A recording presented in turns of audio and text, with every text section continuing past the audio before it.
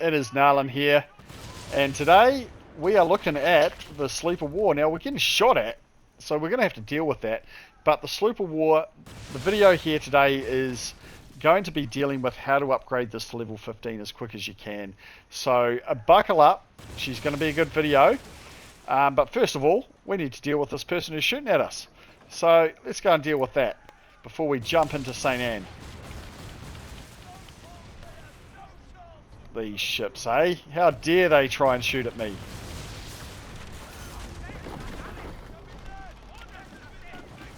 Make light work of them, of course. Alright, so the Sloop of War is a medium ship. And as you have probably seen, or you've probably already got this ship, it is a poison ship and it is a DPS. So this is the ship of Season 3, Year 2. And I'll tell you what, it's a pretty good ship. Now, I don't know if I like it as much as I like the frigate, but it's a pretty good ship. It's a beautiful looking ship, that's for sure. So here we go, we're back at St. Anne, and we're going to have a look at the materials that you need to build this ship, and what you need to do to upgrade it as quick as you can. Alright, so let's first of all jump in to the ship builder, the shipwright. And let's see what we need to do here. So if you're crafting the ship, let's have a look here. So you can see what you need here. You need the green heart planks, you need the plague dust, the deep iron, which you should have plenty of by now, the sinew string, the blighted fuel, eel's twine, and orca's mechanisms. Now, if you're looking at the crafting requirements on the right hand side here, you will see that there is one item there that I don't have a lot of. And that is the plague dust. Alright, so we're primarily going to focus on how to get this plague dust today, because hopefully you've got plenty of all the other stuff that you need there. Now, before we go into that, let's have a quick look at the Sloop of War. It is it spreads toxins. It is a toxic ship. Alright, so it specializes in that. It's the plague bringer, so when attacking an enemy ship under the poison status effect, increase the poison status effect damage by 6% and duration by 20% for each consecutive hit, up to 30% damage and 100% duration. A lot of numbers there. Each weapon hit has a chance to cause an explosion of 300 meters on the poison target, which deals 1,000 toxic damage to enemies, increases toxic weapons damage by 20% and poison charge rate by 150%. What that means is that if you have toxic weapons, they're going to do a hell of a lot of damage, okay? So we have the other stats there you can have a look at. It's pretty quick, alright?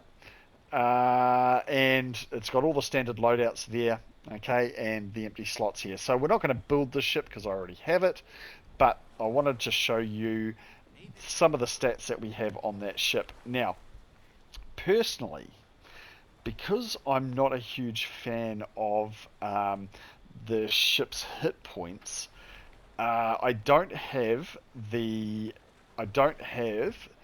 toxic cannons set up on the ship. So let's have a look at my loadout first of all. So ship loadout, we'll go to the weapons here, and on the bow I have the blight bringer, which is the torpedoes. I really do like these torpedoes. Let's have a look at the stats on these. So the Noxious trails and toxic clouds. So this is probably this is a really good one to have on the Sloop of War. And I don't really have this set up properly because I've got things like soul mending, severity's okay, and I've got shock on there, which is kind of a little bit silly because it is a toxic weapon. Alright, so let's have a look at our port weapons. Now I've got the same port and starboard weapons. Now I've done a video on the heliports.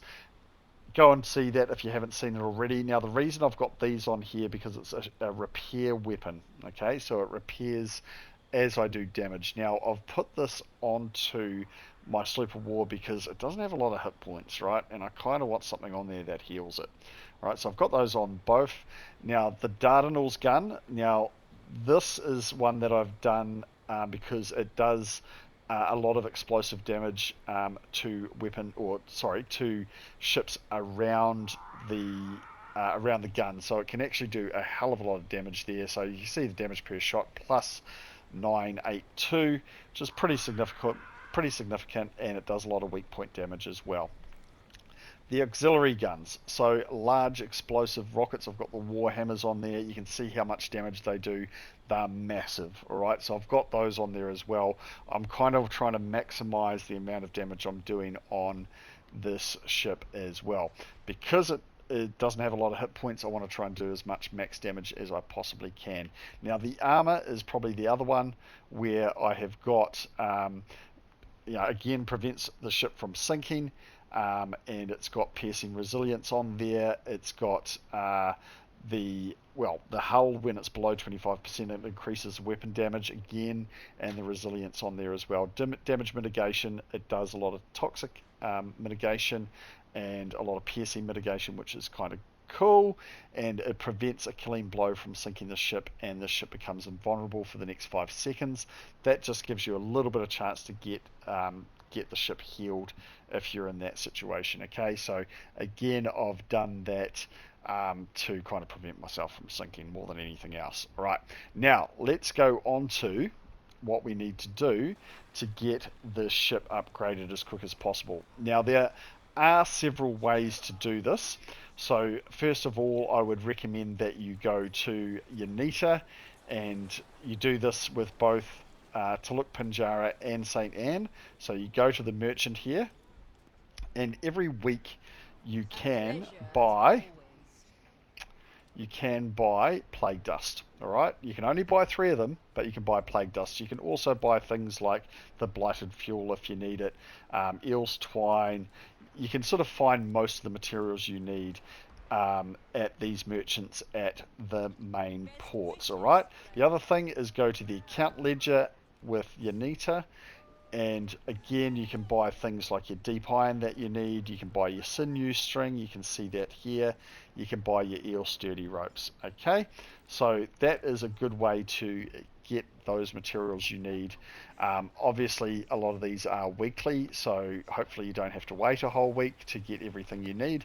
I can't remember exactly, but I think you need about 30 or 40 plague dust to fully upgrade it to level 7, as well as build it. Alright, now the other key merchant as always is Blackwood. So Blackwood, you can buy your weeklies here, so you can get your deep iron as well. The other key piece of equipment here, actually, is it even here? No, it's not here, but there is also a plague piece of furniture that is handy as well. Alright, so sorry, that is this one here. So it is basically a piece of equipment that can help you with this particular ship. Alright, so that's where you can get plague dust, but there are other ways that you can get plague dust as well. So another key area is to go and take on Philip Lepest. Now the Lepest strongbox, you can see there in the possible loot, in that you should get a couple of bits of plague dust, so you can grind Lepest over and over again. I know you hate to hear the word grind, but you can grind Lepest over and over again to try and get that plague dust quicker. Now I would recommend you do that in a ship that is already at level 15. And whatever you do, don't go and take this ship out if it's less than level 15. Maybe level 14 you can do it, but not level 15. Right, the other way is to find Lepest minions. Now Lepest minions can kind of be found on the African coast here.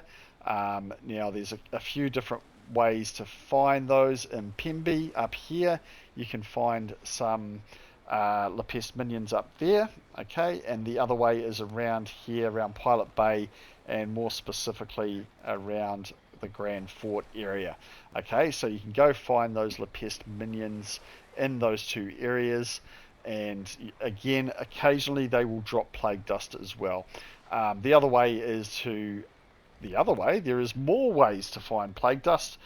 You can actually go and salvage your weapons, as you would know. So if we go in to see the blacksmith, our mate the blacksmith, if you have any type of weapons that do plague type of damage, you can actually salvage those. Farn Scorn is not a good example, but let's salvage that. And when you salvage that, you can see on the right hand corner there, you get different types of parts, all right? And some of those parts that you can get might help you with getting the plague dust that you need. Now, you're probably going to have to, if you want to do that, is you can see if you salvage something like this, you don't get a lot of good parts, but if you salvage your purple or super rare armor, you're going to get more. Likelihood of getting some decent kit out of salvaging those weapons. So those are probably the ways that I would get the plague dust. And you really want to upgrade this ship to level 7 before you go taking it out anywhere. Now, do I like this ship? You haven't seen me do any videos of this ship this season, and there's a reason for that. And that is because I have primarily been using my frigate, because I love my frigate. But the Sloop of War is a good ship, and it does do a hell of a lot of damage when you're using it correctly. Okay, so maybe I'll do a video at some stage on the build when I've got all the plague weapons on there. I don't have all the plague weapons, but at this stage it's more about just upgrading this to level 15 and getting yourself ready. Now, I know it's the end of season 3 here, and we've got the Corvette coming up at the in the next season, and that I'm really excited about because it's another large ship, so we'll be looking at that as well. So hopefully you found this video interesting. If you have, please give us a subscribe if you haven't already. Thank you to all my subscribers I have at the moment. Please give us a like, and by all means throw a comment up with any comments that you might have. Until next time, see you later.